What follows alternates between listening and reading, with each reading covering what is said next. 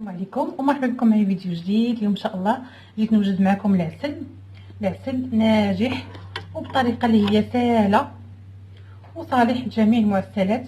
فخليكم مع الفيديو وفرجه ممتعه. بسم الله. هنا جبت واحد الطنجره غادي ندير فيها 2 كيلو ديال السكر،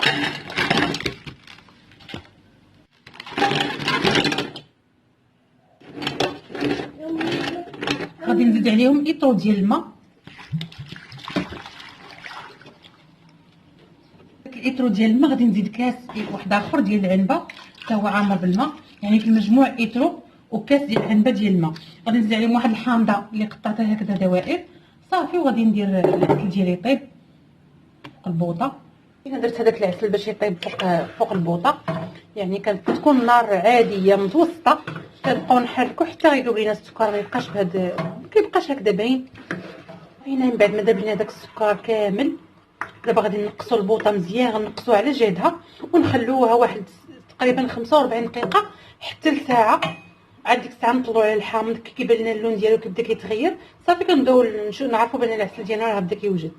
هنايا من بعد ما دازت ساعه و15 دقيقه بالضبط، يعني العسل ديالنا راه وجد صافي، تغير اللون ديالو وحتى اللون ديال هذاك الشرائح ديال الحامض ولات مذهبه صافي. دابا غادي نطفي عليه ونخليه حتى الصباح ان شاء الله بين ما برد على خاطرو، ونرجع معكم باش غتشوفوا القوام ديالو كيفاش كيصبح. هو الشكل النهائي ديال العسل ديالنا من بعد ما برد. انا خليته ليله كامله حتى برد على خاطرو، شفتوا كيف كيصبح عسل اللي ثقيل وناجح. شفتوا الشرائح ديال الحامض كيف تتولي، كيكون اللون ديالها مذهب وزوين. وهذا العسل هذا راه صالح لجميع انواع المعسلات.